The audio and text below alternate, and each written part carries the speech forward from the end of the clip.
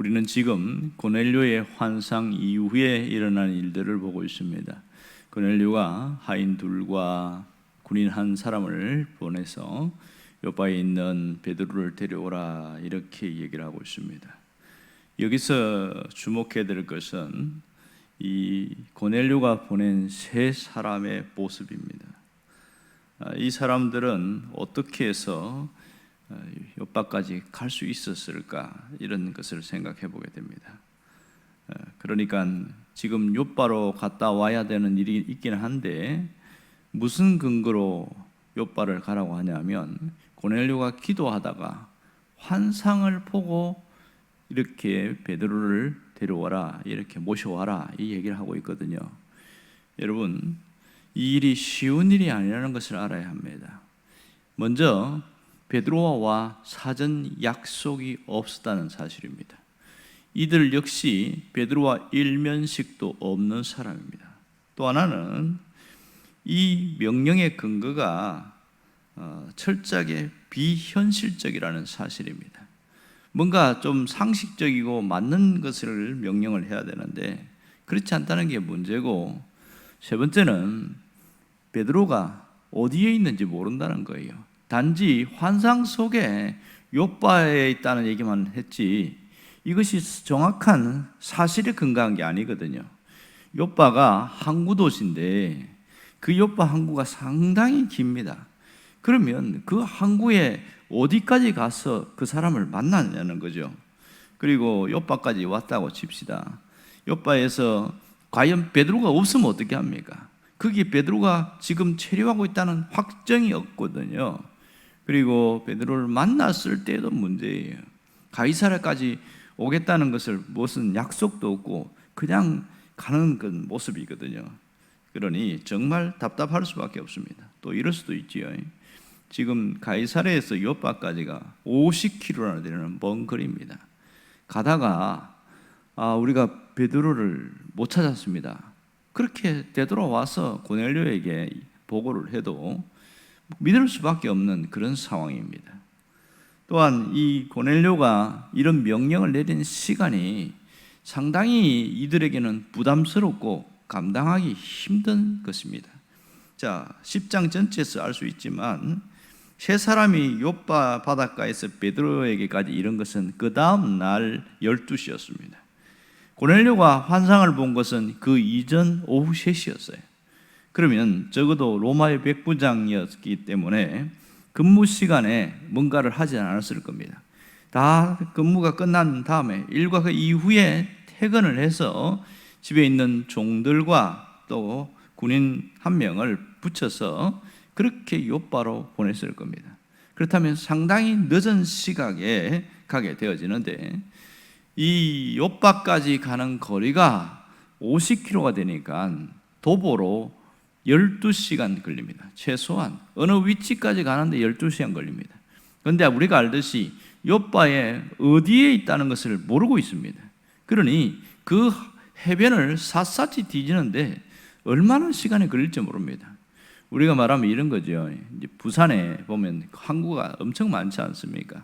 해운대부터 시작해서 저 반대편 다대포까지, 거기에 어느 집에 아무 개를 데리고 와라. 정보도 없고 아무것도 없어요. 그럼 어디 가서 데려와라는 얘기인가? 그럼 베드로를 물어보면 아는 사람 몇 명이나 있겠습니까? 이 답답한 현실이니까 걸어서 요바까지 12시간이지만 이 베드로를 찾기까지도 상당한 시간이 걸렸다는 걸 알 수 있습니다. 지금 이들의 모습을 보면 그들이 식사나 요기하는 시간, 최소한의 휴식을 제외하면 거의 밤을 새서 걸어갔다는 것을 알 수가 있고, 결국은 물어 해서 베드로를 찾게 되었는데 그때가 낮 12시였습니다. 그렇다면 그들은 굉장히 오랜 시간 베드로를 찾기 위해서 애를 썼다는 것을 알 수 있습니다. 이들은 정말 고넬료의 명령 한마디에 최선을 다한 사람이라는 것을 우리가 알 수 있습니다. 결국은 이 베드로를 모시고 고넬료 집까지 온 것을 보면 마지막까지 책임을 완수한 이런 일들이 있습니다. 자, 이들은 땀을 흘리고 정말 힘들게 일했는데 이 일이 굉장히 가치가 있고 빛나고 대단한 일이냐? 그들의 입장에서 봤을 때는 주인의 명령에 정말 하지 않아도 되는 일을 한다, 그런 생각을 할 수 있겠지요. 그렇지만 이들은 성경에서 뭐라고 이야기하냐면 경건한 사람, 이렇게 표현된 거 보면 아마 하인도 경건한 사람일 가능성이 많다, 우리가 이 점을 알 수가 있잖아요. 자, 여기서 놀라운 일이 뭐냐면 이들은 그냥 한 일이지만 사실은 베드로가 고넬료에게 왔다는 것은 이 큰 이방 선교라는 틀 속에 보면 상당히 의미 있는 일입니다. 이 사도행전의 교회 역사에서 이 사건은 중요한 분수령이 되는 사건이었습니다. 히브리파 유대인인 사도가 이방인에게 가서 직접 복음을 전했다는 것은 이방인도 구원의 대상임을 공식적으로 선언하고 확인해주는 최초의 사건이기 때문에 그렇습니다. 나중에 베드로가 이 일을 하고 나서 다시 예루살렘 돌아가거든요. 그런데 이 소식을 듣고서 굉장히 항의를 하고 당신이 어떻게 이방인에게 그럴 수가 있냐 따지고 하는 일들이 생깁니다. 그 이후의 이야기들은 다시 한번 확인을 해볼 텐데요, 그만큼 이것은 충격적인 사건이라는 것을 알 수 있습니다. 오늘 여기서 우리에게 주는 메시지가 있습니다. 이 세 사람의 그 수고와 노력을 보라는 거죠. 사실은 하찮고 그렇게 대단해 보이지 않고 이름도 없습니다. 아무것도 없지만 그들의 수고와 노력이 하나님 나라에서 절대적인 의미를 지닌다는 겁니다. 사람이 보기에는 하찮은 일처럼 보여도 하나님 앞에서는 결코 무의미한 일이 없다는 것을 보여주고 있습니다.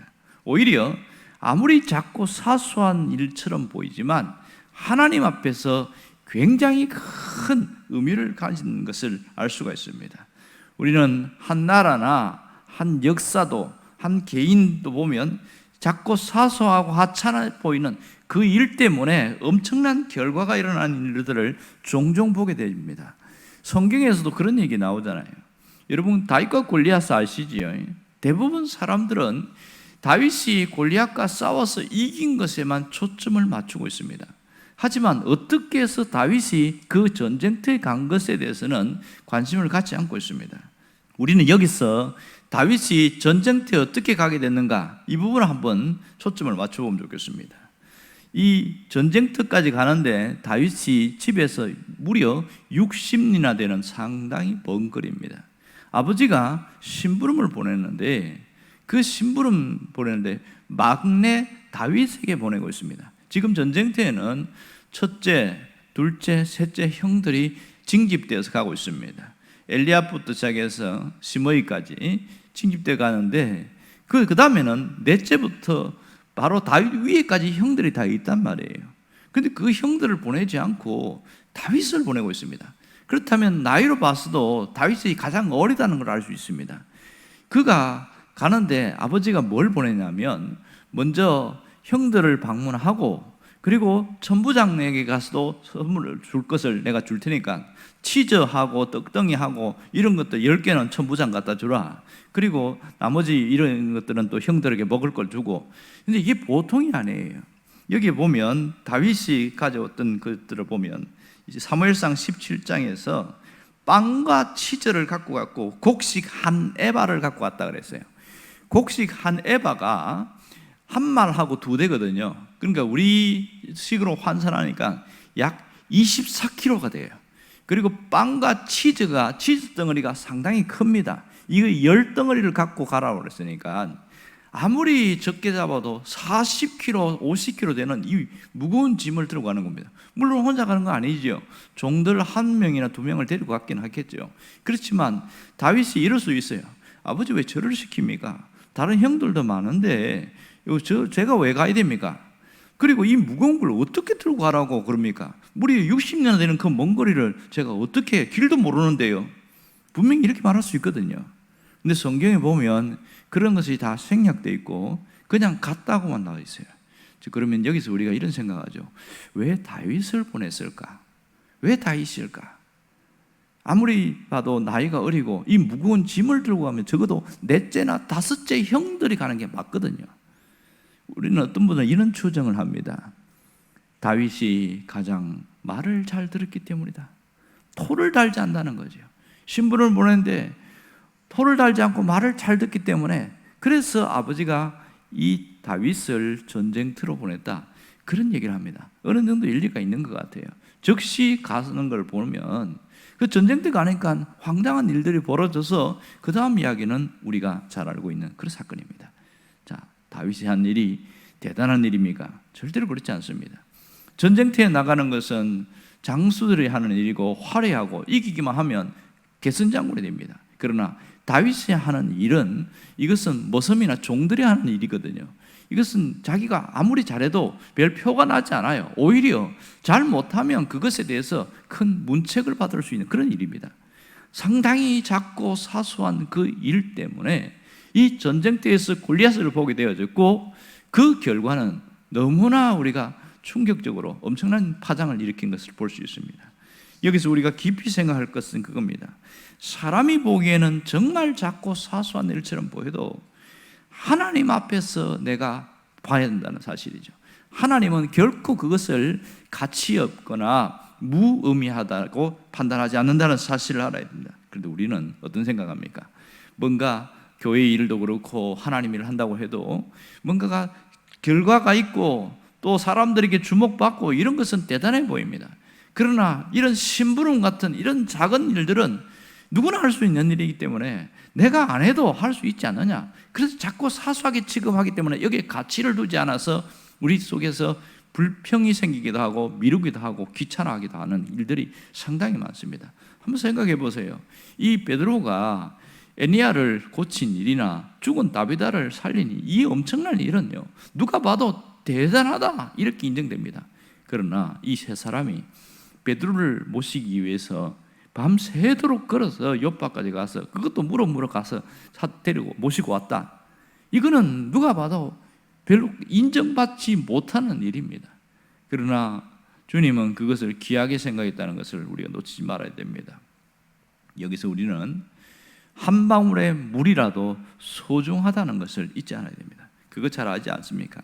한 방울의 물이 모여서 냇가를 이루고 이것이 커져서 시내가 되고 결국은 강으로 바다로 흘러가는 것을 잘 알고 있습니다. 그러나 사람들은 한 방울의 물의 가치를 정말 귀하게 여기지 않습니다. 그런 속담도 있잖아요. 낙숫물이 바위를 뚫는다. 이게 무슨 얘기입니까? 낙숫물 떨어지는 거 보셨지요? 저는 낙숫물이 바위에 떨어지는 걸 몇 번 봤는데도 이게 무슨 능력이 있겠나 이런 생각을 했어요. 그런데요, 어떤 데 보니까 구멍이 폭 패인 데 보니까 물이 떨어진 그 자국이에요. 비록 한 방울의 물이 한두 번 떨어진 것은 아무런 가치가 없는 것처럼 보이지만 같은 곳에 집중적으로 물이 떨어지고 나니까 그 단단한 바위도 구멍이 패이더라는 거예요. 우리는 이 한 방울의 물의 가치를 하찮게 여기면 안 됩니다. 내가 하는 그 일에 대해서 하찮게 여기지 말라는 거죠. 하나님 앞에서 하는 그 모든 일은 작고 사소하게 보이는 일을 할지라도 그것은 소중한 것이다. 그것을 우리가 인식하는 그것이 있어야 됩니다. 이것을 자의식이라고 합니다. 내가 하는 그 일이 사람이 인정하지 않든 그러나 하나님 앞에서 하는 일은 정말로 사소한 것이라도 소중한 것이라는 걸 깨달으면 우리도 하나님의 나라에 그 일에 동참하는 자가 되어집니다. 하나님의 일은요, 크고 화려한 것으로서 되는 것이 아니라 대부분 수많은 일들은 작고 사소하고 하찮게 보이는 그러한 일을 통해서 하나님이 역사하십니다. 성경에도 분명히 그런 얘기하고 있지 않습니까? 지극히 작은 일에 충성된 자는 큰 일에도 충성할 수 있다고 이야기합니다. 지극히 작은 일이 뭡니까? 누가 봐도 작고 사소하고 하찮은 일이에요.